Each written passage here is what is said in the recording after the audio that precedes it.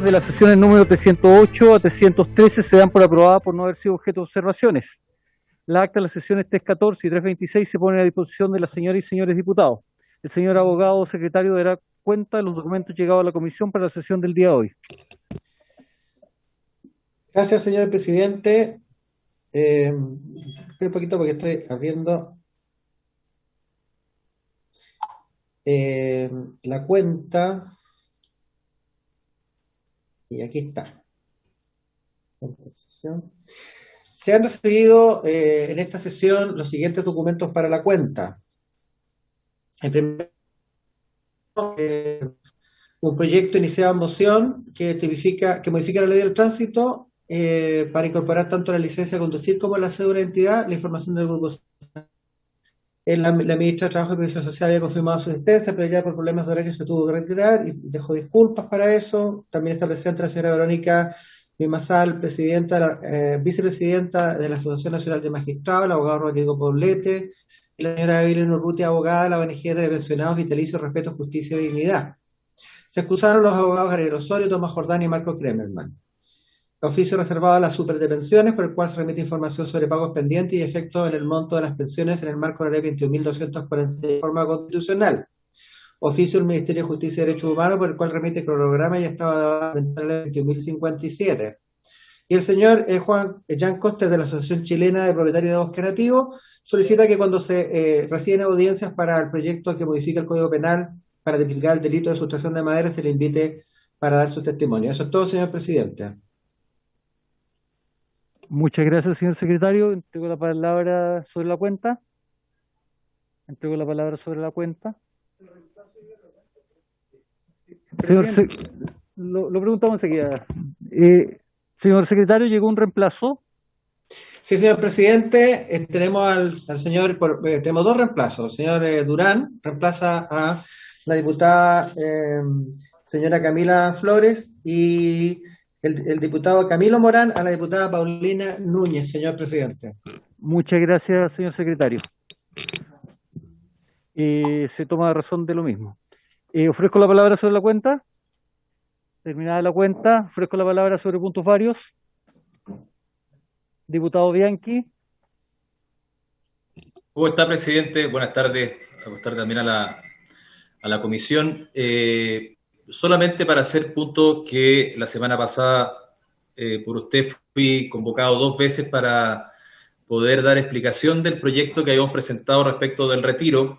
Yo me había sometido justo a un tema médico de urgencia, tuve una intervención de urgencia, entonces para dar las explicaciones a la comisión de la ausencia, pero además también, como es un tema de relevancia y de seguimiento, sobre todo la gente que me consultó de renta vitalicia y 10%, que la ausencia se debió a esa emergencia médica. Así que doy la excusa a la comisión y a todos quienes notaron la ausencia ese día. Muchas gracias, diputado Bianchi. Como la sesión estaba convocada originalmente a las 3 de la tarde y producto de la demora y el trabajo exhaustivo que se desarrolló por parte de la comisión, anoche hasta las 3 de la mañana, lamentablemente, y atendido además que la sala no nos autorizó para funcionar en paralelo en el horario de incidente, tenemos para funcionar tan solo 40 minutos, ¿ya? Es difícil llevar adelante un proceso de discusión tan profundo como es los 2 proyectos que están en tabla en 40 minutos. Por lo tanto, voy a entregarle, y vamos a alterar un poco la tabla, y vamos a entregarle además en atención y respeto a los invitados que están presentes, que puedan exponer cada uno de los invitados, y les pido que también, atendido el tiempo de duración de la comisión, podamos ser lo más sucinto posible. Se encuentran presentes de la Asociación Nacional de Magistrados, que es una voz importante que nos interesaba escuchar, la señora Verónica Bimasal, vicepresidenta en representación de la asociación. Señora Verónica, tiene usted la palabra. Presidente, perdón. Sí, diputada Vallejo. Quiero saber si van a tener tiempo de intervención para poder cumplir con el objetivo de la citación, que es votar en general. Sí, diputada, como quedan 40 minutos de sesión, tenemos hasta las 5:30, voy a solicitar la prórroga de 30 minutos para ver si es que existe la posibilidad de votar en general, por lo menos los proyectos. Es que Pero como no se aprovechemos, la van a dar, presidente, yo me quiero anticipar ese escenario, es que pueda limitar el tiempo de intervención para que alcancemos a iniciar la votación antes de que termine el tiempo de la sesión. sí, por eso vamos Presidente, a escuchar. podría solicitar la Solicito la prórroga de unanimidad, inmediato. atendido que estamos partiendo 10 para las 3 de la tarde, o sea, para las 5 de la tarde, solicito que se autorice a la comisión a prorrogar por 30 minutos la sesión. ¿Existe unanimidad? Aprobado.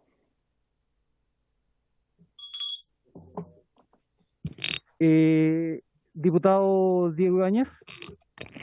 Presidente, tengo un problema. Yo a las 5:30 debo presidir la Comisión de Recursos Hídricos y tenemos en tabla 2 proyectos. Por tanto, voy a tener que retirarme a esa hora. Tendrá presente, diputado. Entonces le entregamos la palabra a la señora Verónica Vimasal, vicepresidenta en representación de la Asociación Nacional de Magistrados de Chile. Señora Verónica, tiene usted la palabra.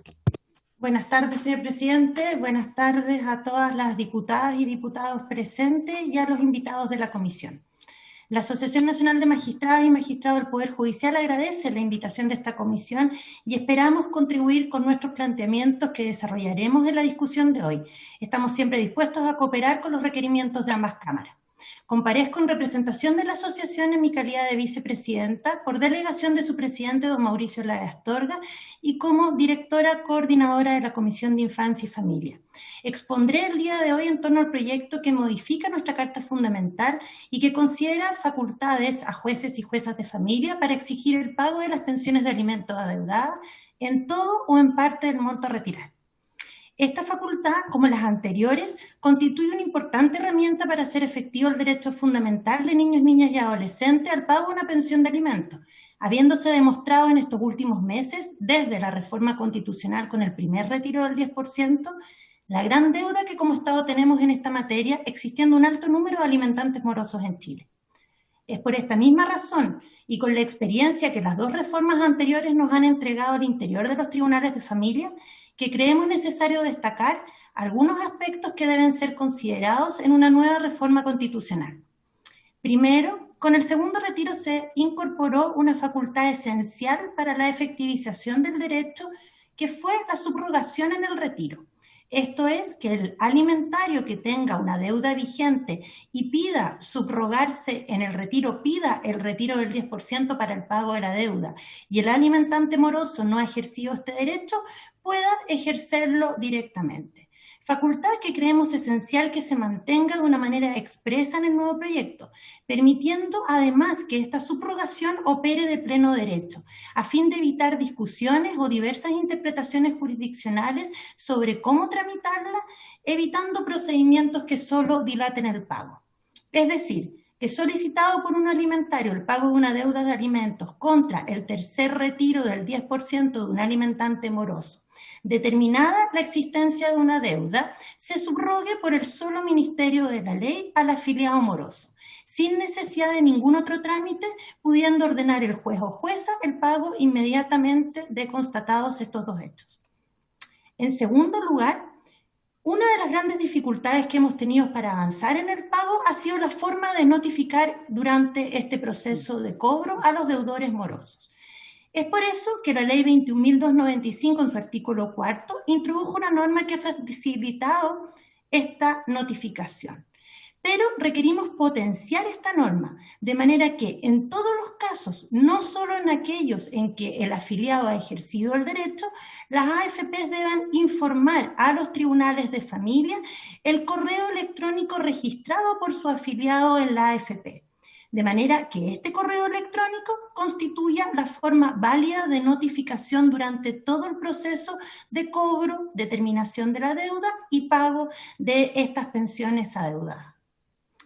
Un tercer punto que queremos relevar es que en la ley 21.295 se solucionó una dificultad que teníamos los jueces de familia para responder en aquellos casos que respecto de un mismo fondo, de un mismo afiliado, concurrieran 2 o más pensiones de alimentos adeudadas para distintos alimentarios en distintas causas, estableciendo en este caso el prorrateo como la forma de repartir el fondo. Solución que ha sido adecuada, hemos generado los flujos y las herramientas informáticas adecuadas para la eficacia del mismo, por ende nos parece apropiado que esta disposición mantenga este modo equitativo de repartición.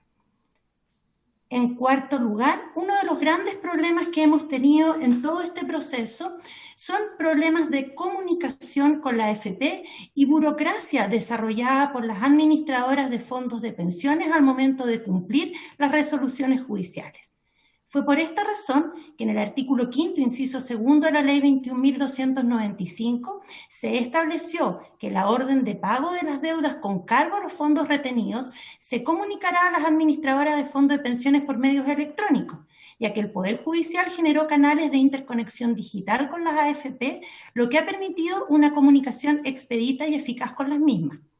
Pero al momento de regular la herramienta de subrogación, la ley establece mecanismos burocráticos que solo recargan y demoran el efectivo pago de las deudas, como es que el alimentario o su representante legal, generalmente mujeres, madres, puedan concurrir a las administradoras con una serie de documentos, copias autorizadas, certificados, que no son necesarios, considerando que tenemos mecanismos de interconexión adecuados y expeditos, que todas las resoluciones judiciales se encuentran firmadas con firma digital avanzada con sus propios canales de verificación. Además, en las resoluciones desarrolladas en nuestro sistema se incluyen las menciones necesarias para garantizar la existencia de la deuda, el monto de la misma y la circunstancia que causa ejecutoria y debe procederse al pago, sin necesidad de otro trámite.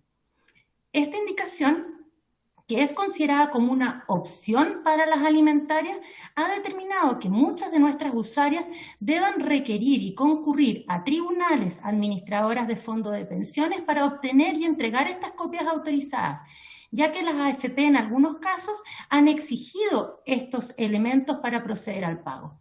Por ende, creemos que en esta nueva reforma es necesario establecer que toda orden emanada por los tribunales de familia o con competencia en familia, ya sea pago, subrogación, prorrateo, debe ser comunicada a las administradoras de fondos de pensiones por los medios electrónicos convenidos por el Poder Judicial y las AFP. En quinto lugar, consideramos que este solo mecanismo no viene a destrabar la burocracia y demora que han establecido las administradoras de fondos de pensiones para cumplir efectivamente las órdenes emanadas por los tribunales. Actualmente, jueces y juezas de familia han tenido que aplicar sanciones en virtud de las normas de desacato de órdenes judiciales, lo que lamentablemente tampoco ha sido eficaz.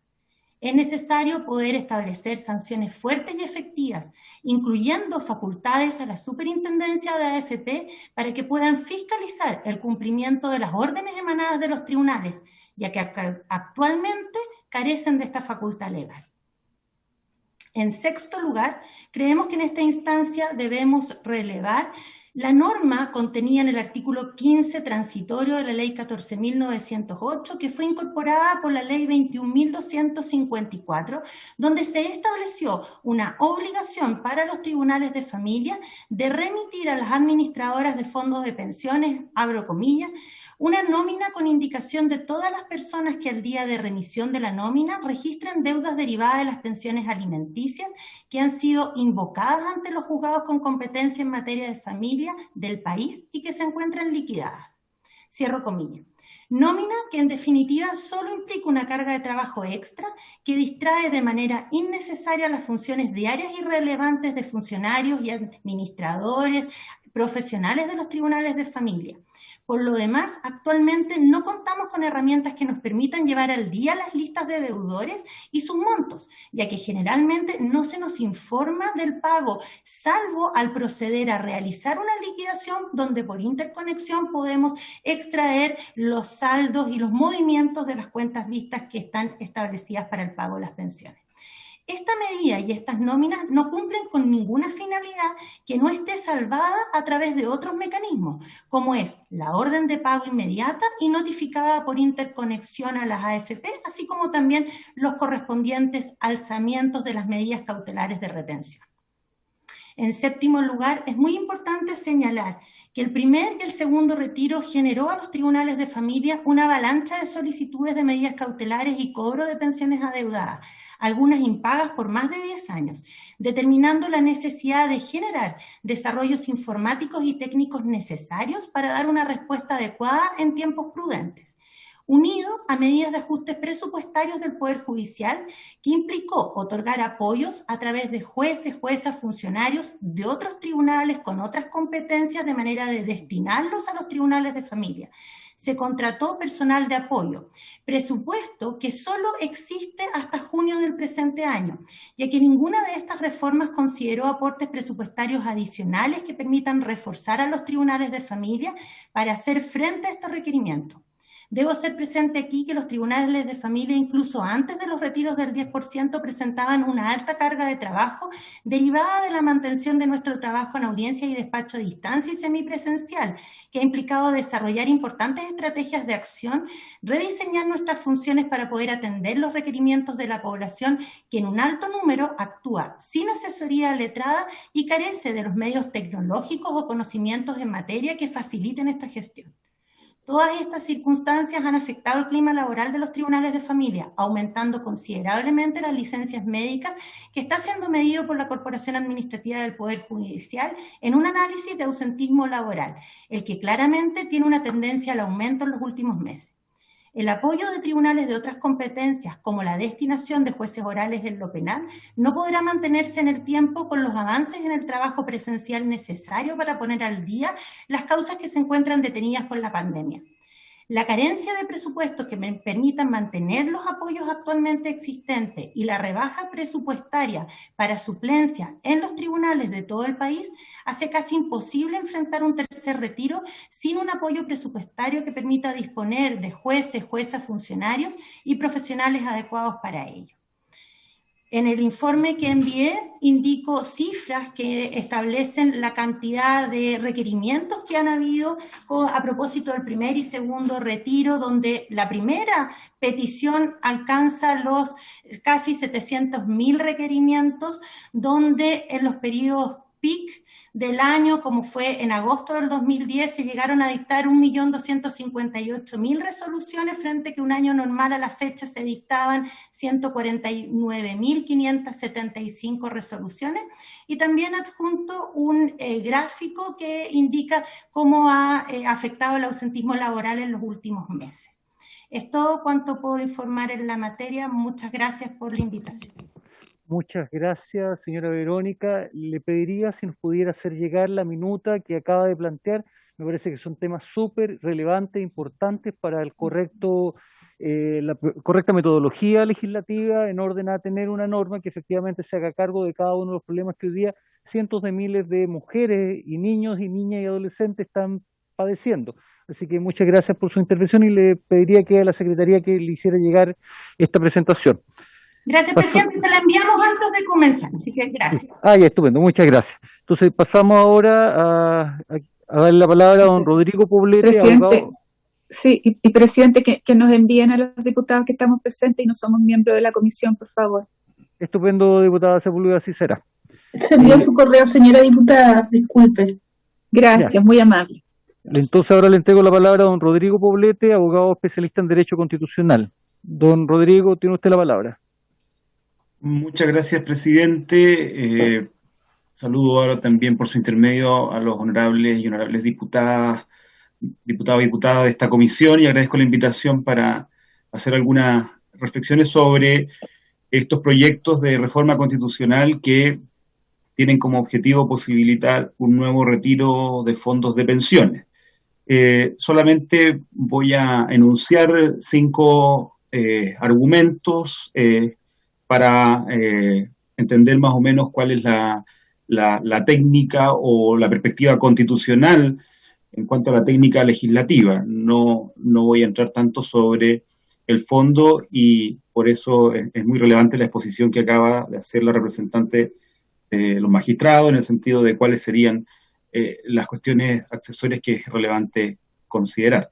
En primer término, con fecha 30 de diciembre del 2020, el Tribunal Constitucional emitió su sentencia sobre el denominado proyecto de segundo retiro de fondos de pensiones, que a través de una reforma constitucional también, en términos similares a la que previamente había aprobado el Congreso y que se encuentra promulgada, denominada primer retiro, permitía a las personas con ahorros previsionales retirar un determinado monto de sus fondos de pensiones. Con lo resuelto en dicha sentencia, sobre cuyos discutibles razonamientos no es ocasión de pronunciarnos, se establece un antecedente que es necesario que esta Cámara tenga en cuenta a la hora de formular alternativas con origen parlamentario para un eventual tercer retiro de fondos de pensiones. Es de esta forma que la técnica a emplear de una disposición transitoria correría el mismo riesgo de seguir, ¿cierto?, la misma suerte que el proyecto sobre el cual recayó la sentencia por todos conocida. Ahora, de los diferentes proyectos que se encuentran en tramitación, yo recibí creo que 4 proyectos o 5, es posible distinguir dos técnicas, o clasificarlo en 2 grandes técnicas legislativas. Por un lado están las mociones que proponen un camino similar a los proyectos de reforma constitucional de primer y segundo retiro de fondos, es decir, a través de disposiciones transitorias poder establecer este mecanismo. Y por otra parte están los proyectos que modifican el articulado permanente de la Constitución, específicamente en lo relativo al artículo 19, número 18, sobre seguridad social. Cabe hacer presente, presidente, que desde un punto de vista estrictamente constitucional, los órganos legitimados para ejercer el poder de reforma de la Constitución, esto es el presidente de la República y el Congreso, poseen iniciativa de ley sin ninguna distinción que pueda apoyarse en un texto expreso de la Constitución vigente.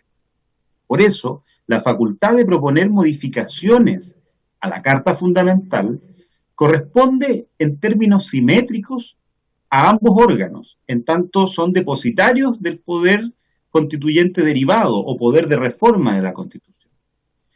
Dicho lo anterior, mencionemos que hay un punto básico en la dogmática de los derechos fundamentales que está dado por la idea de que los derechos solo pueden ser regulados, en primer término, por el constituyente a través de las regulaciones y disposiciones que la Constitución establezca respecto de cada derecho, pero también por el legislador, y solo por el legislador, no por la vía reglamentaria. Eso es un principio básico en materia de derechos fundamentales conocido como principio de reserva de ley. En esa línea, si por la vía de la reforma al artículo 19, en el numeral correspondiente al derecho a la seguridad social, el constituyente derivado establece nuevos atributos del derecho a la seguridad social, la facultad de realizar los retiros de fondos de pensiones como un atributo, ¿cierto?, dados determinados supuestos, entonces no podría plantearse ninguna objeción seria de constitucionalidad, pues lo que está interviniendo aquí es una materia propia de las competencias de los órganos legitimados para reformar la Constitución. Es decir, que si asumimos otra posición o asumimos algunas de las tesis que vienen entre líneas en el fallo del Tribunal Constitucional, implicaría asumir que el Congreso no tiene iniciativa de reforma constitucional, y eso no se sustenta en ningún antecedente serio, por supuesto. Hay múltiples ejemplos de reformas constitucionales en el ámbito de los derechos fundamentales que encuentran origen en una moción parlamentaria, y eso está fuera de debate, por lo tanto.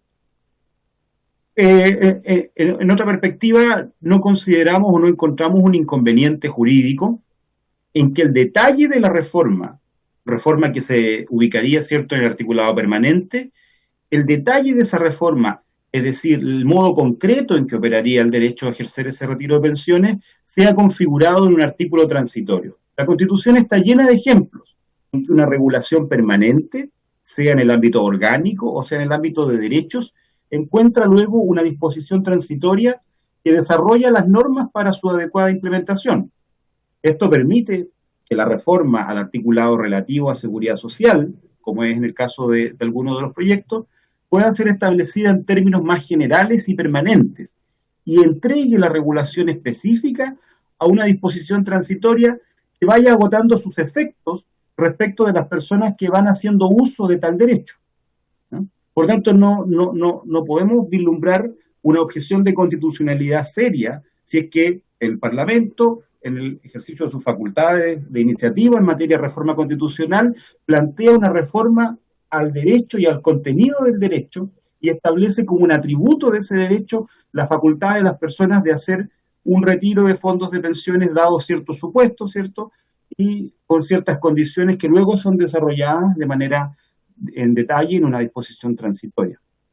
En síntesis, si el Congreso asume el antecedente de lo resuelto por el Tribunal Constitucional previamente, entonces tendríamos que optar por una fórmula que supere esas objeciones para que el proyecto, ¿cierto?, para que el debate parlamentario sea viable, ¿cierto?, y todo este trabajo que desarrolla el Parlamento tenga entonces también una posibilidad de concretarse en una reforma y no se caiga durante su tramitación a partir de alguna cuestión de constitucionalidad.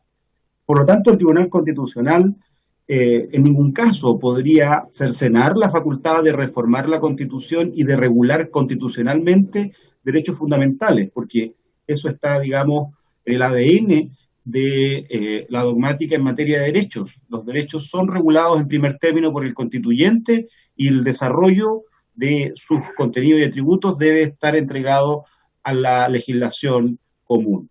Así que, viendo esos dos grupos de proyectos, presidente, de una perspectiva constitucional y teniendo en cuenta el antecedente del fallo del Tribunal Constitucional, sería una recomendación que en nuestra humilde opinión podemos hacer a esta comisión, salvo el mejor parecer de las y los diputados y diputadas, poder optar por un proyecto que con mayor coherencia, ¿cierto?, modifique el articulado permanente en materia de seguridad social y pueda desarrollar luego en una disposición transitoria las cuestiones concretas para su efectivo ejercicio y para considerar, ¿cierto?, los detalles de su operativa, ¿cierto?, para que las personas puedan emplear esa facultad que le está reconociendo la Constitución. Así que desde esa perspectiva, presidente, ese sería el aporte que podemos hacer a esta discusión, esperando que pueda contribuir al trabajo legislativo. Muchas gracias al profesor Rodrigo Poblete. Y ahora le entrego la palabra a la señora Evelyn Urrutia, abogada de la ONG de Pensionados Vitalicios, Respeto, Justicia y Dignidad. Tiene la palabra, señora Evelyn. Buenas tardes, señor presidente. Por su intermedio, saludo a los honorables de la comisión y a los presentes. Primero que todo, antes de comenzar, quiero pedirles en nombre de 641.643 personas en modalidad de rentas vitalicias que se les dé un tratamiento conjuntamente con los de las AFP en vista de lo que ocurrió el 13 de enero, que fue vergonzoso. Y asimismo hacer una recomendación solamente como abogada en el contexto de que el diputado Karim Bianchi presentó una minuta que es bastante, busca una alternativa inteligente en materia de cómo poder abordar el tema de los retiros. Dicho eso, tengo que señalar el tema en el contexto social de los pensionados vitalicios. Bueno, sabemos que estamos ante una de las contingencias sanitarias más graves de los últimos 100 años. Y en base a eso, el Ejecutivo, sus medidas de apoyo económico han sido insuficientes y hiperfocalizadas. Y en el caso de los pensionados vitalicios, dejándolos a su suerte, no les ha tocado hasta el momento ninguna ayuda económica al respecto, esperando incluso personas que se nos han fallecido de la organización, esperando ayuda del Estado, simplemente no la recibieron. En Chile, por lo visto, ser pensionado por rentas vitalicias es una condena. En cuanto al bono ofrecido por el gobierno, constituye una diferencia arbitraria que da cuenta que en nuestro país se clasifican a los ciudadanos en primera, segunda y tercera clase, como es el caso de los pensionados por rentas vitalicias. Al respecto, el bono de 100.000 pesos es una suma irrisoria y que después de un año de pandemia se contemple como ayuda o protección económica por parte del Estado es inaceptable. Además, esta suma atenta gravemente a la dignidad de estas 640.000 personas, porque además se les pone un tope de 408.000 pesos en sus rentas, por lo tanto no es universal. Si tomamos en consideración el bono de clase media, señores presentes, es una medida discriminatoria por cuanto el bono de clase media, siendo de 500.000 pesos, tiene una renta tope de 2 millones. Por lo tanto, podría haberse llegado a un consenso político en ese contexto y haber abarcado este bono, haberlo hecho extensible a los pensionados por renta vitalicia. Esto genera una profunda molestia y anomia de los pensionados bajo esta modalidad. Ya no le creen a la política por lo que ocurrió el 13 de enero. Sin embargo, debo serles presente que se encuentran en una realidad socioeconómica bastante diversa a lo que señalan los expertos, incluso por parte del Ministerio del Trabajo.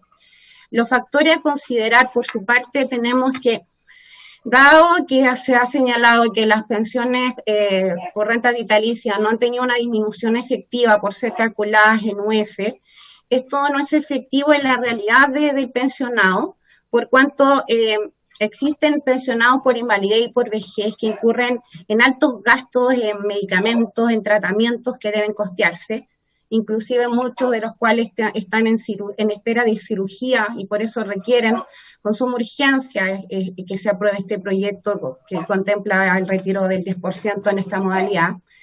Es decir, por eso lo he hecho, señores, de haber suscrito esta póliza, las más de 640.000 personas que están en esta modalidad, deben sobrevivir porque su calidad de vida se encareció, se ha visto menguada por el solo hecho de pertenecer a un sistema que ha sido injusto. Las cifras además son elocuentes en cuanto al endeudamiento de este grupo de pensionados, que alcanza aproximadamente el 88% de ellos. Tienen que recurrir a créditos, sea ante la misma aseguradora o ante la caja de compensación respectiva, y esto merma en un 44% su ingreso, su renta mensual, cifras alarmantes a mi parecer. En cuanto a los promedios que se ha señalado por algunos diputados del oficialismo, eso no es cierto, no es efectivo por cuanto las rentas vitalicias subieron después de 10 años por el bajo ingreso de pensionables a esta modalidad.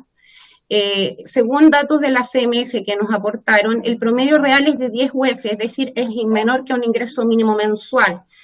Y a ese ingreso, o sea, a ese promedio, debo agregar que yo en mi poder versan más de 1.000 pólizas o miles de pólizas, de las cuales tengo ingresos que no superan las 5 UF mensuales, a lo que debo agregar que las pensiones de sobrevivencia y de viudez en específico no alcanzan los 80.000 pesos mensuales. El sistema de renta vitalicia en este contexto, señores, agoniza, pero en contra de los pensionados. Y es imperioso, además, introducir la reforma por cuanto el rol del Estado no es activo en esta materia.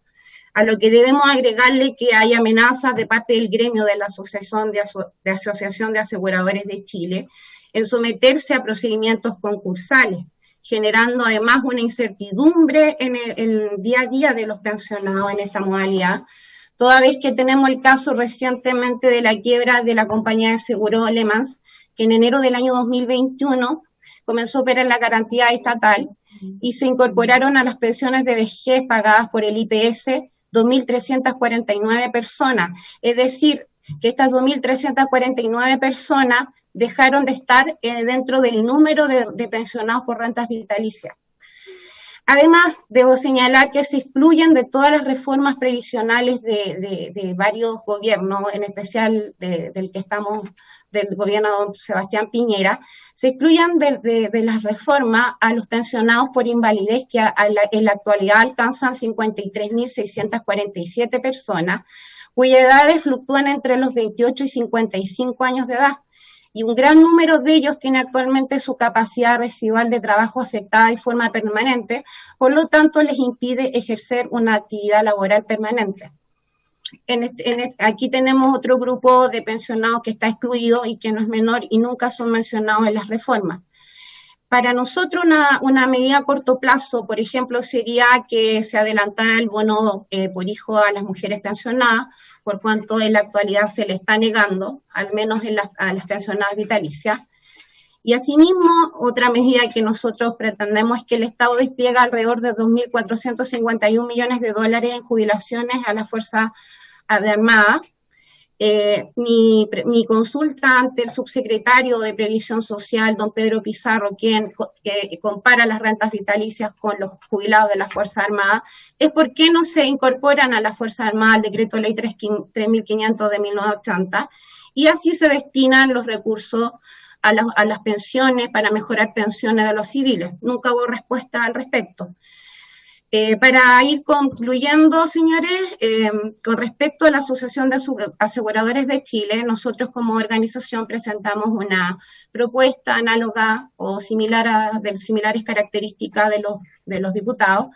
Estuvimos en reunión con ellos, fueron bastante empáticos, creíamos que íbamos a tener buen puerto para efecto de tener una mesa de diálogo entre las partes de un contrato. Sin embargo, no hubo respuesta, fue rechazo absoluto, y necesito que, por favor, lean el documento que se subió a la nube, porque don Mauricio Gacitúa, presidente del gremio, da cuenta de dichos bastante graves respecto a los diputados, porque tiene una tranquilidad que este proyecto, al menos en materia de rentas vitalicias, va a ser rechazado, y debe tenerse en cuenta la cuenta pública de don Mauricio Gacitúa. Además, debo señalar que miles de pensionados por rentas vitalicias fueron engañados entre el año 2009 a 2019 por certificados o ESCON falsos y adulterados en un proceso sancionatorio llevado ante la CMF. Esto quiere decir que las malas prácticas de este gremio persisten en el tiempo, y que dan cuenta de que estas rentas homogéneas, el sesgo cognitivo de los pensionables, son una de las mayores distorsiones del sistema que padece actualmente. Para concluir, señores diputados, en representación de los pensionados vitalicios, es una necesidad imperante que se apruebe el proyecto en la comisión, producto de una crisis sanitaria, económica y social, sumado a la insolvencia permanente que tienen los pensionados bajo esta modalidad, donde vinimos bajo un sistema que los empobreció a miles de chilenos que capitalizaron sus cuentas individuales y en la actualidad se encuentran en la pobreza misma. Las cifras que dan los expertos no se concilian con la realidad de los pensionados bajo esta modalidad. Y en virtud de las consideraciones que he expuesto, pido se apruebe el proyecto del 10% en rentas vitalicias. Eso es todo cuanto puedo señalar, señor presidente. Muchas gracias. Muchas gracias a la señora Evelyn Urrutia. Claramente la comisión ha estado permanentemente preocupada de la situación de los afiliados en renta vitalicia. De hecho, perdimos en la sala la discusión respecto a este tema con el voto mayoritario de muchos de los parlamentarios del día presente. Tenemos el tema de rentas vitalicias, varios proyectos que también están pendientes. De hecho, en el mes de enero, junto con el diputado Bianchi, presentamos un proyecto que vamos a discutir posteriormente también respecto a la rebaja de la edad de los rentas vitalicias. Es decir, estamos trabajando, tenga la seguridad, señora Evelyn, respecto a la situación grave y dramática que viven cientos de miles de personas con renta vitalicia. Ahora, solamente un tema. Usted hizo presente respecto a una denuncia que tiene la Comisión para el Mercado Financiero respecto a una supuesta estafa. No. Usted dijo que hay una investigación respecto a los afiliados de renta vitalicia del año 2009 al 2019. ¿Eso usted señaló? Sí, hay un proceso sancionatorio donde concluyó recientemente en diciembre de 2020, y donde figuran las 15 compañías aseguradoras en rentas vitalicias, donde dan cuenta de que efectivamente la investigación determinó que los ESCON o las ofertas que se entregaban a los pensionables eran adulteradas y falsas. De hecho, se expulsaron del negocio intermediario de agentes varios cientos de estos asesores previsionales y agentes. Ya, muchas gracias. Entonces yo voy a solicitar y recabar la autorización de la comisión para oficiar a la Comisión para el Mercado Financiero respecto a esta investigación y tenerlo antecedente a la vista por parte de la comisión. ¿Habría acuerdo para oficiar a la comisión? Aprobado. Para finalizar la fase de audiencia, le doy la palabra al profesor y abogado don Enrique Aldunate. Gracias, presidente. ¿Se escucha ahí, cierto? Muy bien. Ya, sí, muchas gracias, presidente, por su intermedio. Bueno, agradecerle a los honorables diputados poder emitir una breve opinión acerca de básicamente la problemática que conlleva la tramitación de estos proyectos, a la luz que ya se ha mencionado en esta audiencia. Ha sido la sentencia que ha dictado el Tribunal Constitucional en sentencia ROL 9797 del año 2020. Yo, naturalmente, me correspondió intervenir en las audiencias públicas en representación de la bancada de diputados del Partido Socialista a propósito de lo que fueron los requerimientos presentados por el presidente de la República. Y eso, digamos, yo creo que es la premisa que hay que tener en cuenta en este asunto. Y ahí yo creo que la visión que debe tener la Honorable Cámara de Diputados, específicamente esta Comisión de Constitución, es entender que, bueno, la realidad dada, la realidad concreta es que tenemos una integración del tribunal en que su posición de mayoría dice, y uno naturalmente no está de acuerdo porque defendimos la tesis contraria, que para, digamos, propender a una reforma de esta índole, habría que, o uno haciendo una interpretación de esa sentencia, debería, digamos, realizar varios hitos para poder, digamos, concretizar esta reforma constitucional. Yo estoy de acuerdo con lo que señala el profesor Poblete en relación a que no existen límites materiales para el constituyente, ¿cierto? El constituyente derivado, pero existe también en la doctrina constitucional una tendencia a tener una fe, digamos, o un dogma acerca de lo que son las cláusulas pétreas. Y en ese sentido, digamos, uno avisora que en cierta medida el Tribunal Constitucional algo quiso decir en esa materia a propósito de sus referencias a las bases de la institucionalidad. Pero a propósito de eso hay un tema que es bastante relevante un poco para entender este problema. Naturalmente el tribunal rechaza la regulación de normas transitorias y ahí podríamos llenar, digamos, 5 horas hablando acerca de lo que eso representa en la historia constitucional. Sin más, la Constitución del 80, que se dicta en forma polémica, todos sabemos, durante una dictadura militar, y eso, digamos, al menos cuando estudié Derecho Constitucional, mis profesores Lautaro Ríos y Jorge Preje en la Universidad del Paraíso, notaban que existió un paralelismo entre lo que eran las disposiciones transitorias de la dictadura y lo que decía esa Constitución del 80 en su versión original, ¿cierto? Y ahí nunca hubo un escándalo, nunca hubo un problema, ¿cierto?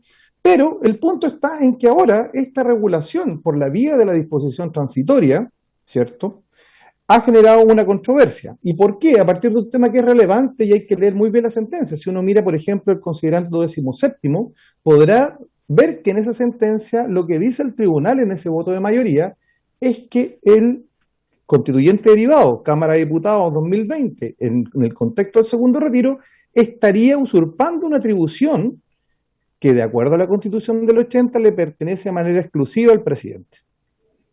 Y claro, ahí uno en términos teóricos podría quejarse y molestarse y decir, mire, esto en realidad es una inconsistencia. El mismo profesor Silva Puñán dice que la Constitución del 80, y lo cito textual para que no se me acuse de hacer una cita que no corresponde, sostiene que la Constitución de 1980 se aparta en este aspecto relevante al modelo tipo presidencial de gobierno e instaura el hibridismo jurídico-político instituido en 1925 y exagerado en esta Constitución. Vale decir, lo que nos está diciendo es que es una anomalía en términos conceptuales esta digamos, atribución que tiene el Ejecutivo en esta materia. Entonces, ¿cuál sería la forma razonable de entender este problema? Es si nosotros no, o eventualmente la regulación constitucional, en un caso como este, no admite que sea la vía del artículo transitorio la razonable, la pregunta es, eventualmente, como señalan algunas de las mociones, incardinar esta situación solamente en relación al derecho a la seguridad social, o eventualmente si esto requiere una regla de excepción dentro de este ámbito de atribuciones exclusivas del presidente. Y es por eso que ahí uno puede combinar diversas posiciones. Eventualmente que ese artículo 65, numeral sexto, que confiere este monopolio para la iniciativa legal, y eso hay que ser bastante claro. Y ahí volvemos nuevamente al punto inicial, que en definitiva lo que tradicionalmente la doctrina dijo, en relación a que en materia de reforma constitucional no existía iniciativa exclusiva, naturalmente el tribunal nos está diciendo otro argumento y nos está poniendo una traba y un problema a partir de lo que dice ellos que forma parte del ámbito de la competencia del principio de juridicidad, que naturalmente el Parlamento no puede hacerse cargo de una atribución que en definitiva está consagrada exclusivamente al presidente. Entonces yo creo que ese es un camino a explorar. Hay que revisar si eventualmente el artículo 65 se mantiene tal como está, o eventualmente en materia de seguridad social se pueden establecer una excepción, porque tampoco esto viene a terminar con esta regla general que es esta hiperatribución presidencial, sino que eventualmente en qué contextos o bajo qué supuestos fácticos o normativos se puede establecer una excepción. Y ahí eventualmente existen dos caminos. Una, eventualmente reconducirlo al tema de la seguridad social, y eso también es relevante si uno revisa el fallo del Tribunal Constitucional. Si uno mira los considerandos 27 y siguientes, va a llegar a la conclusión de que el problema que dice el Tribunal Constitucional es que este argumento que dice el transitorio, que en virtud de la catástrofe y calamidad pública provocada por la pandemia, naturalmente es un tema que en una visión sistemática de la Carta Fundamental, el legislador no ha establecido una limitación para el derecho a la seguridad social. Dice, digamos, que cuando uno revisa las disposiciones permanentes en relación al estado de excepción, no hay ninguna regla que admita esta limitación. Esta limitación se admite en el caso de la catástrofe de la calamidad pública, solo para el derecho a reunión y eventualmente ciertas libertades de movimiento y desplazamiento. No así es la seguridad social. Y eso también debe llamar a una reflexión en la materia, en el sentido de que prima facie, todo derecho fundamental puede ser limitado, ya lo dijo el profesor Poblete, lo que pasa es que existe el principio de reserva legal de eventualmente la limitación de un derecho fundamental o de su regulación. Y en este ámbito, naturalmente, lo que está haciendo el constituyente derivado es precisamente regularlo a nivel constitucional, cuestión que también naturalmente es lícito hacerlo. El punto, o lo que dice el tribunal, es que como esta regla del segundo retiro incidía en materia de seguridad social, no se respetó, por una parte infiere una conclusión, no se respetó el quórum y también está incidiendo en una materia que naturalmente está incardinada en el contexto de los derechos fundamentales.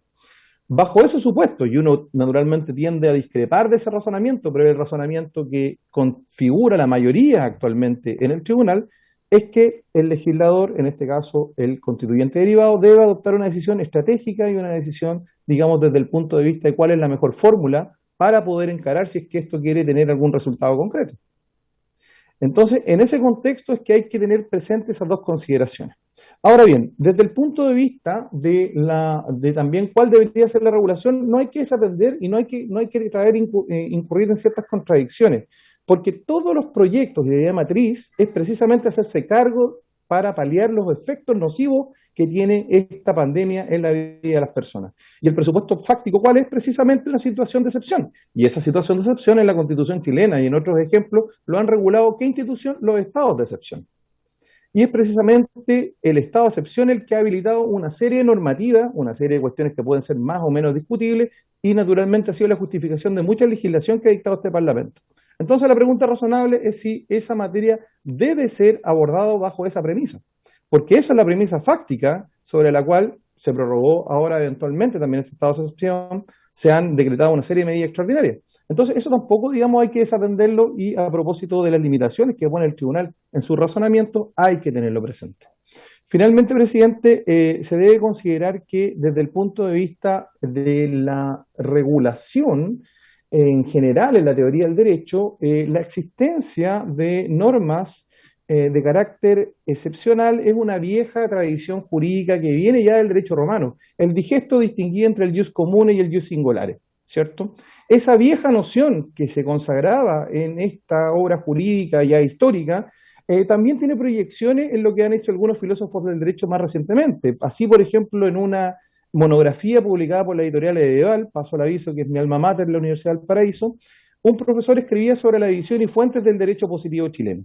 Y lo que decía este profesor es que el derecho tiende en principio a alcanzar un carácter general para todas las situaciones sociales de la misma índole que se presenten, pero ante circunstancias anómalas, son los propios valores y finalidades que informan un determinado ordenamiento jurídico o parte de él que pueden requerir una regulación diversa y así surge frente a este derecho normal un derecho excepcional. En esas condiciones, señor presidente, por su intermedio y para esta honorable comisión, es que Son estos los fundamentos jurídicos que deben inspirar una regulación de esta naturaleza, que todos sabemos que es muy necesaria, la realidad de la vida así lo demostró, y si uno revisa históricamente, por ejemplo, si uno revisa históricamente lo que sucedió con la crisis del 29 de Chile, también se vio, por ejemplo, no era una crisis sanitaria, pero se vio enfrentado a situación de regulación excepcional.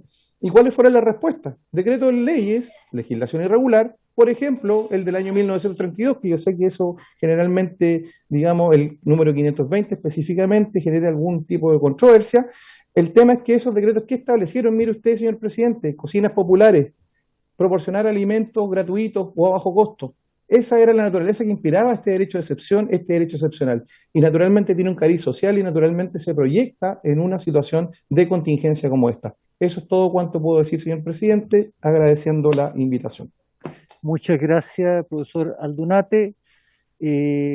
Antes de proceder al tema de fondo, ofrezco la palabra a ver si algún señor diputado le quiere hacer alguna consulta a los invitados. Diputado Raúl Soto. Gracias, presidente. Bueno, agradecer cada una de las intervenciones de los invitados. Sí, quisiera consultar un par de cosas. Primero, respecto de la intervención del profesor Poblete. Creo que es bastante clarificadora respecto más o menos a cuál es la técnica legislativa adecuada que debiéramos seguir. Y es reveladora en algunos elementos. Primero, respecto de si insistir o no con un nuevo artículo transitorio o seguir el camino de una reforma permanente. Entiendo que lo que propone y va en la línea también de lo señalado por el profesor Aldunate, es seguir la línea de una reforma permanente de la Constitución, y por lo tanto lo que habría que ver es cuál es específicamente la norma o el lugar de la Constitución del cuerpo permanente donde habría que fijar esta norma.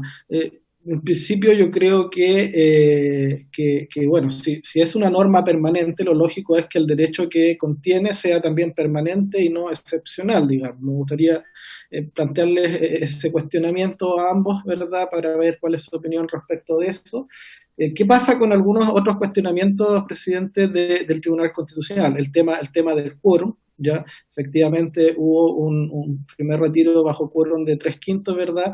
Y hoy día una eventual reforma permanente, ¿verdad?, plantearía un quórum mayor de 2/3. ¿Qué pasa con el cuestionamiento que hay respecto de lo que se llama el hiperdetalle o la legalización de la Constitución? Es decir, que la Constitución lo que hace es establecer, ¿verdad?, derechos más bien genéricos y que son normas legales, o en este caso, a propuesta del señor Poblete, ¿verdad?, que sea una norma transitoria, complementaria, la que pueda establecer el detalle, el contenido y el procedimiento de ese derecho que la norma constitucional de manera genérica ya está garantizando. Y por último, respecto de la conveniencia política, jurídica, constitucional o no de abrir el debate, que yo creo que es mucho más profundo de la competencia que tenemos en el marco de esta tramitación respecto de las facultades de los órganos del Estado en materia de reserva de ley o de reforma constitucional. Creo que es un debate que está muy abierto. Si bien hay un fallo de mayoría del Tribunal Constitucional, ese fallo es 5-5, presidente, y yo creo que nosotros como órgano del Estado tenemos que defender acérrimamente nuestra facultad como poder constituyente derivado, y eso bajo ningún punto de vista lo podemos entregar. Por último, ¿cuál es la complejidad que ven bajo el marco de una reforma permanente, que tenemos que ver efectivamente el detalle de incorporar o no a los que están bajo el sistema de las rentas vitalicias, que ha tenido unos argumentos de cuestionamientos distintos a los que son respecto de la AFP, particularmente respecto del derecho de propiedad? Si eso viniera bajo el paraguas de una reforma constitucional, si ven alguna complejidad mayor, o efectivamente podría abordarse en forma conjunta sin ningún problema. De hecho, nuestro proyecto originalmente plantea incorporarlo, pero algo que tiene que debatir la comisión, presidente. Nosotros, solamente para conocimiento, en conjunto con el diputado Durán, hemos trabajado una propuesta de indicación que la tiene ya el señor secretario, pero que no la vamos a poner a consideración hasta en la discusión particular, porque creo que hay que avanzar mucho en dialogar y ojalá establecer un consenso transversal con los autores de los 5 proyectos y con los miembros de la comisión para que esto tenga los apoyos políticos necesarios, y esa indicación va en la línea de una reforma permanente que desarrolla su contenido en un transitorio complementario, entendiendo que la propuesta original, presidente, era una reforma permanente, la nuestra al menos, que es el tercer proyecto, pero hacía para efectos de contenido y procedimiento una referencia al 39 transitorio del primer retiro. Y según algunas opiniones que escuchamos, eso podría generar algún problema de interpretación y por lo tanto creemos que es más óptimo desarrollarlo en un transitorio. Ahí termino, presidente. Listo, ya muchas gracias. Le pido a los señores diputados que por favor seamos más sintéticos, quedan muy pocos minutos, tenemos que resolver un par de temas reglamentarios antes de terminar la sesión. Le ofrezco la palabra al diputado Carlos Bianchi. ¿Se escucha, presidente, ahí? Bien, muchas gracias, presidente. Bueno, compartir con lo que dice el diputado Soto de la reforma permanente. También compartir todo el camino que han tenido las personas de renta vitalicia, que ha sido, la verdad, que bastante desagradable para ellos y que han perdido la fe en este proceso legislativo. Y como usted mencionaba, ojalá que podamos pronto también ver el proyecto de la tasa de mortalidad. Nosotros presentamos y lo compartí con el secretario, tenía una minuta para poder compartirla, pero estamos cortos de tiempo. Pero que yo creo que primero, la verdad que dándole muchas vueltas, creo que lo que presentamos resulta admisible. Podemos hacerlo sin el Tribunal Constitucional y además con bajo quórum. Y en eso quería preguntarle al abogado constitucionalista, este proyecto que él no lo tiene a la vista, sí, pero que modifica el articulado permanente en el capítulo 4 sobre el estado de excepción constitucional. Y en esta reforma no es necesario los 2/3, sino que los 3/5, o sea, como le decía yo, menos votos. Los mismos que un articulado transitorio. Y según su experiencia, le consulta al abogado, ¿podría en este proyecto haber algún vicio de inconstitucionalidad si es que modificamos estos estados de excepción constitucional? Muchas gracias, diputado Bianchi. Diputado Jorge Durán y después la diputada Alejandra Sepúlveda. Gracias, presidente. Justamente agradecer que la diputada Camila Flores me dio la oportunidad de reemplazarla hoy en día y tratar de defender nuevamente el proyecto de reforma constitucional permanente que ingresé, que va en la misma línea del diputado Soto, que justamente los obstáculos que tuvo el segundo retiro fue que el Tribunal Constitucional señaló que a través de reformas transitorias no se podían hacer modificaciones respecto a materias de carácter previsional. Entonces, este proyecto de ley que yo presenté justamente apunta a lo concreto de esto, de hacer posible el tercer retiro. No se hace cargo de otras materias, porque justamente lo que buscamos es que sea un proyecto corto, apretado, pero eficiente, y que se haga cargo de lo que piden a gritos a diario la ciudadanía, que el tercer retiro salga rápido. Y justamente lo que me gustaría también preguntarle al profesor, ¿cuál es su impresión respecto a un proyecto permanente y otro transitorio? Efectivamente, el permanente tiene un quórum más alto, pero ese quórum más alto yo creo que va a contar con el apoyo transversal de los distintos parlamentarios de acuerdo a la situación país, y al tener un quórum más alto y ser una reforma permanente, no le entregaríamos argumentos al Tribunal Constitucional para poder rechazarlo. Así que espero puedan seguir funcionando en paralelos por dos vías distintas, los que son de reforma permanente y los que son de reforma transitoria. Lo que buscamos finalmente, más que sea un proyecto que salga de uno u otro diputado, lo que buscamos es que efectivamente se haga posible este ansiado tercer retiro. Muchas gracias, presidente. Muchas gracias, diputado Durán. Diputada Alejandra Sepúlveda. Muchas gracias, presidente. Agradecer, ¿no es cierto?, a los distintos invitados y a la señora Verónica, ¿no es cierto?, de la Asociación de Magistrados, que me pareció interesantísimo los 7 aspectos que presentó y que son además súper importantes de cómo uno hace más, yo diría, más útil, ¿no?, y más rápido lo que tiene que ver con este proceso tan importante, sobre todo para las mujeres que mayoritariamente son las jefas de familia. usted en el punto quinto habló de la aplicación de las sanciones a la AFP, o no sé si el quinto no, pero la aplicación de las sanciones que se le está haciendo a la AFP. Si pudiera enviarnos los antecedentes de la aplicación de esas sanciones, que yo entendí que lo estarían haciendo los tribunales a las AFP, y usted habló de algunas AFP. Si nos pudiera caracterizar cuáles, o nos pudiera nombrar cuáles son esas AFP, y habló también de las facultades a la superintendencia. Entonces, si nos pudiera de alguna manera quizás enviar esto para saber, ¿no es cierto?, cuáles son las facultades, porque nosotros vamos a tener en la Comisión de Trabajo, además, una sesión especial en relación a este tema, y seguramente los vamos a invitar ahí, pero para saber qué es lo que están haciendo desde los tribunales. Y también en el séptimo lugar, lo que tiene que ver con el aporte presupuestario, nos encantaría tener aquí el Ejecutivo, ¿no es cierto?, para pedir precisamente eso, que entendemos y sabemos las complicaciones, sobre todo que hoy día tienen los tribunales de familia y cómo los otros tribunales han ido cooperando, ¿no es cierto?, a familias. Presidente, me parece lo que planteó el abogado Poblete, de cómo se puede incorporar, ¿no es cierto?, en el artículo permanente lo que corresponda, y el artículo transitorio hacer lo que más bien la parte operativa, ¿no?, del sistema. Me parece que esa combinación es la que nosotros deberíamos tratar de buscar, como lo comentábamos fuera de micrófono con el diputado Soto, entendiendo, ¿no es cierto?, este mix que debería darse, y que en el primero lo hicimos a través de un artículo, de los dos, de un artículo transitorio, y entendemos que la posibilidad, ¿no es cierto?, de salvar de alguna manera, por lo menos en una parte, el Tribunal Constitucional. Y en relación a las rentas vitalicias, no sé, a los dos, a Enrique y a Rodrigo, y poder incorporar las rentas vitalicias en el artículo permanente y no sacarlo de la discusión en otro, hacia afuera, o en otra modificación, sino más bien tratarlo en un solo paquete, como una sola idea. Gracias, presidente. Muchas gracias, diputada Sepúlveda. Antes de darle la palabra a los tres invitados para ir cerrando, tengo que hacer un tema de reglamentario.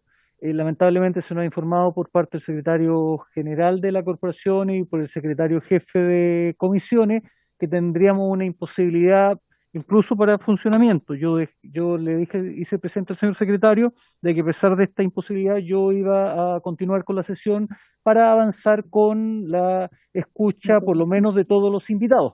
Pero como el tema es tan delicado y no quiero que tengamos ningún tipo de problema en la tramitación de este importante proyecto de ley, lamentablemente hoy día no vamos a poder votar ni en general ni en particular nada de acuerdo al artículo 230, inciso final. Le doy la palabra al señor secretario para que explique lo que ha sucedido.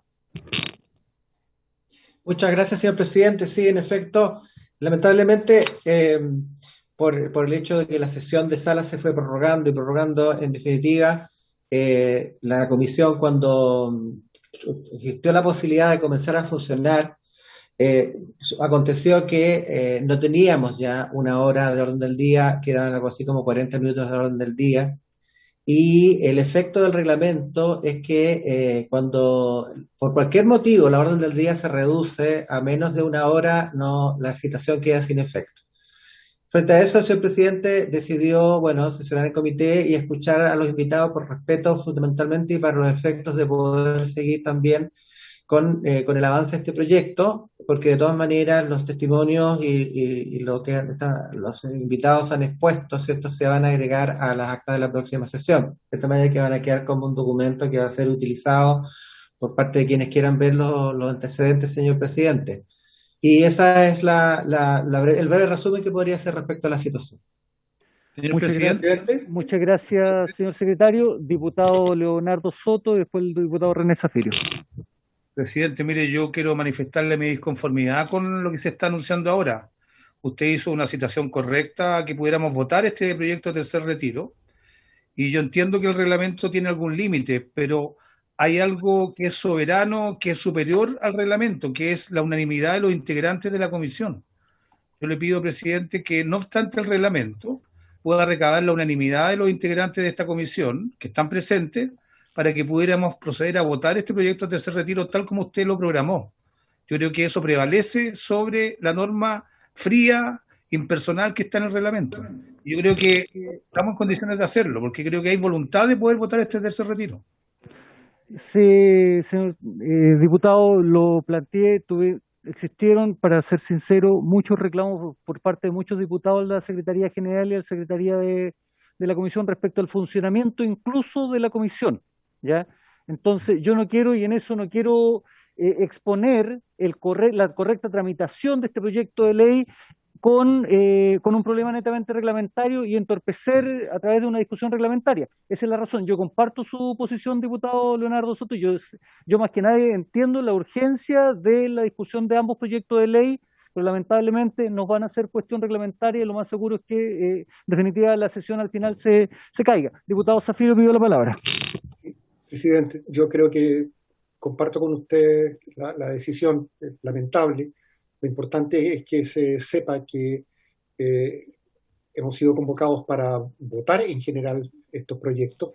Sabemos perfectamente cuáles son las urgencias y la crisis que está viviendo gran parte de los chilenos y que se puede resolver por la vía del tercer retiro, y incluyendo también las rentas vitalicias. Sin embargo, yo creo que podemos adoptar un acuerdo que nos permita, si no reunirnos mañana jueves en la tarde, hacerlo el día viernes en la mañana. Basta con que no tengamos una sesión simultánea de la sala para que podamos ser convocados, presidente. Yo, por lo menos en lo personal, y creo que todos los miembros de la comisión estamos en la misma situación, estoy absolutamente disponible. Si es el domingo y lo haré encantado de todas formas. Gracias, presidente. Muchas gracias, diputado Zafirio. Diputada Camila Vallejo. Sí, presidente, en la misma línea, yo lamento que por una cuestión reglamentaria estemos postergando una votación tan importante, porque hay una urgencia sanitaria, hay una urgencia económica también de las familias. Yo quiero recordar que son dos proyectos, el del impuesto a los superricos y el retiro de los fondos previsionales, incluidos rentas vitalicias. Quiero ponerlo sobre la mesa porque a veces en las intervenciones solo se menciona el tercer retiro, y creo que las dos cuestiones son sumamente importantes y complementarias, justamente porque una atiende a los que todavía le quedan fondos y otra va a atender a los que ya no tienen fondos previsionales, y además tiene una perspectiva redistributiva. Yo me sumo, presidenta, que mañana, entiendo que la Comisión de Constitución tiene autorización para sesionar los días jueves, podamos trasladar la tabla que estaba programada para hoy, para mañana, y no seguir esperando más. Y si no es posible, obviamente mañana, también disponible para el viernes o sábado, pero entiendo que eso requiere autorización de los comités para tramitar y votar proyectos de ley, por lo cual lo veo más difícil, porque bastaría que un comité no dé la unanimidad para que suceda. Entonces, creo que es más seguro hacerlo mañana, porque entiendo que esta comisión tiene autorización previa para tramitar proyectos de ley también los días jueves en un cierto bloque. Muchas gracias, diputada Vallejo. La diputada Vallejo tiene razón. Hoy día estamos convocados a votar en general y en particular ambos proyectos de ley: impuesto a las más grandes fortunas, el impuesto a los súper ricos y el patrimonio, y el tercer retiro. Diputado Matías Walker.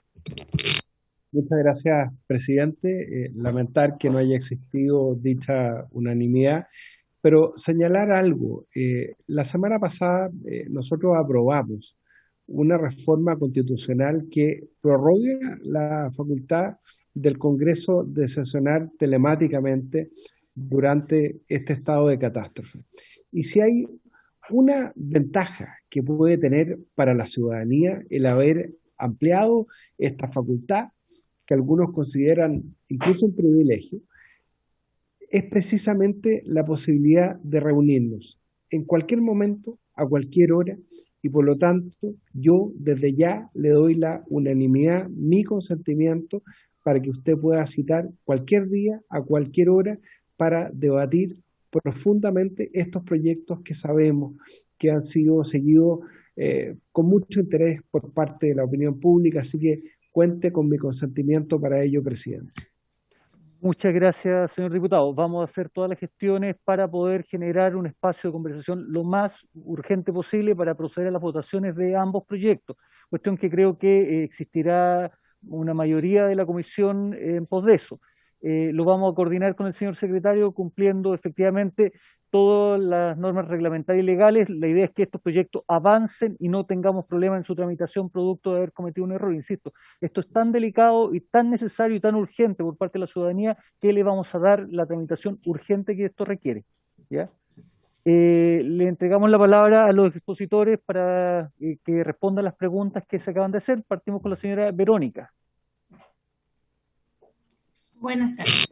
Muchas gracias. Lo consultado por la diputada Alejandra Sepúlveda, actualmente los tribunales de familia, frente a la gran demora en el pago de las deudas por pensión y alimentos en la AFP, están usando la norma del artículo 238 del Código de Procedimiento Civil, que es el desacato, imponiendo multas, pero la multa no puede exceder de una unidad tributaria mensual, por ende no sirve, y a pesar de eso, las AFP se han dado el trabajo de reponer y reclamar de cada una de las multas sin pagar incluso.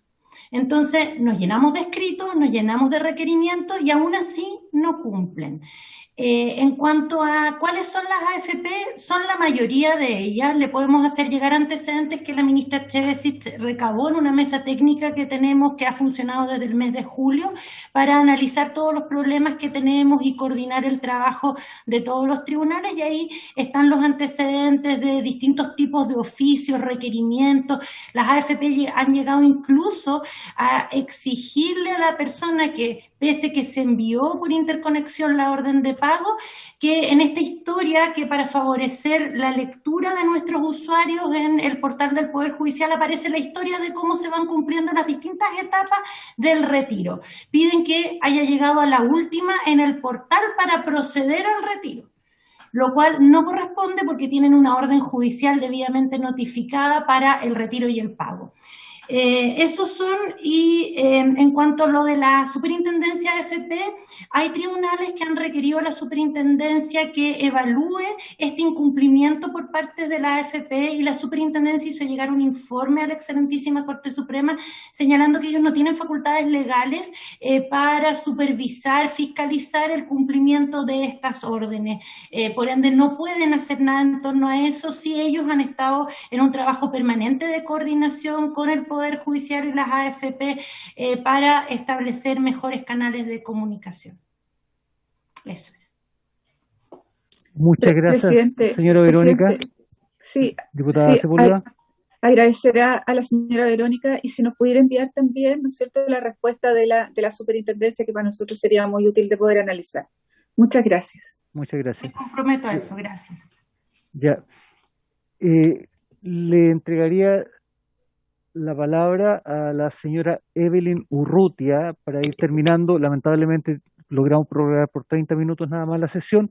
A los dos profesores invitados los dejaría invitados para la sesión que se va a citar, especialmente el efecto, para discutir con mayor detención un tema que constitucionalmente es bastante complejo.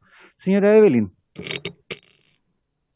Gracias, señor presidente. Solamente les pido a los presentes de la comisión que tengan en consideración las cifras que se dio, el proceso sancionatorio de la CMF, que da cuenta de miles de pensionados vitalicios engañados, y asimismo considerar que estas 644.000 personas no han tenido ayuda de ninguna especie por parte del gobierno. 100.000 pesos es una suma insuficiente, indignante para ellos, y señalar por último que en el caso de rentas vitalicias no se atenta al derecho de propiedad de las compañías de seguro, por cuanto estos son pagos anticipados de rentas con cargo a devolución, y señalar solo eso y que tengan en consideración asimismo los dichos de don Mauricio Gacitúa, que a mi parecer son graves por cuanto está vinculando a los diputados en sus mesas de negociación para efectos del rechazo de estos proyectos. Esto es una cuenta pública, por tanto los dichos de él pueden extraerse del sitio web de este gremio. Y eso, considerar que lamentablemente los pensionados vitalicios no tienen el promedio que se señala por algunos expertos, por cuanto eso se saca un promedio de los más altos, y tenemos casos que están en condiciones paupérrimas, casi en una insolvencia absoluta, y muchos de los cuales adultos mayores requieren de cirugía y requieren de este 10% para efectos de poder solventar estas falencias que han tenido en este último tiempo. Y asimismo, pedirles por su intermedio de que se tengan presentes los pensionados vitalicios en cuanto a la tasa de mortalidad vigente del 1 de julio de 2016, por cuanto en reunión con los de la Comisión para el Mercado Financiero señalaron que del universo de pensionados vitalicios un 0% llegaría a 110 años. Por lo tanto, requerimos del trabajo mancomunado de los legisladores en la materia, y se tenga presente que se apruebe el proyecto y que no ocurra lo del 13 de enero, porque ya sabemos que se deslegitimó el deber legislativo de muchos diputados en ese contexto, y me llama profundamente la atención, asimismo, correlacionando en los dichos de don Mauricio Gacitúa. Eso es todo cuanto puedo señalar. Muchas gracias.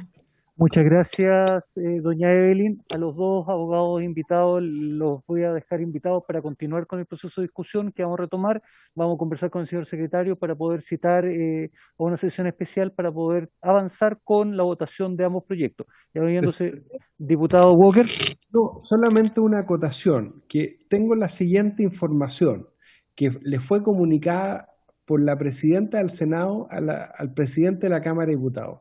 Mañana el Senado no va a alcanzar a despachar ni el bono clase media, ni el proyecto de postergación de elecciones para un tercer trámite. O sea, tenemos una tabla, como lamentablemente se acostumbra en esta Cámara, bastante liviana, por así decirlo, mañana en la mañana. Entonces, yo invito a que reflexionemos la posibilidad de quienes no han dado la unanimidad de que, tal como ha sido una tradición en esta comisión, sé que el proyecto no tiene urgencia, podamos seguir discutiéndolos el día de mañana. Vamos a hacer todo el intento respecto de eso, señores diputados. Diputada Pamela Giles. Presidente, bueno, no voy a abundar en lo lamentable que es esta imposición que se le hace en primer lugar a usted respecto de su tabla, que determinaba que hoy haríamos la votación. Pero quiero decirle, presidente, que yo creo que es importante quizás comunicar en la medida de lo que se puede en esta sesión, que con el presidente hemos estado trabajando durante todas estas semanas en otro elemento que es sumamente importante, que es cómo vamos a llegar cuando se produzca esta votación en general que supuestamente iba a ocurrir hoy, con una votación importante, contundente. Sabemos que en esta comisión, como en todas, contamos con un voto de mayoría de la oposición, ¿cierto?, por un voto. Sin embargo, hemos estado trabajando con el presidente Marcos Ilavaca para que esa diferencia desde la votación en general sea mayor, ¿ya? De manera que vayamos avanzando efectivamente, como lo ha indicado Marcos Ilavaca, el presidente, vayamos avanzando a paso firme. Es decir, no podemos permitirnos en la situación en que estamos dar ningún paso en falso, y yo estoy segura que cuando se produzca esa votación, que probablemente será mañana, así lo espero, porque estamos todos clarísimos de que esto es urgente y que la ciudadanía no puede esperar, yo tengo la más plena confianza que aquí se hará una tramitación urgente y rápida. Y como ustedes saben, he enarbolado una campaña que ya se ha impuesto en distintos puntos del país, que si no hay tercer retiro no hay votos, cuestión que sigue avanzando, yo creo, a paso seguro, y espero que mañana se produzca efectivamente esa votación, señor presidente. Muchas gracias, diputada Pamela Giles. Diputada Camila Vallejos.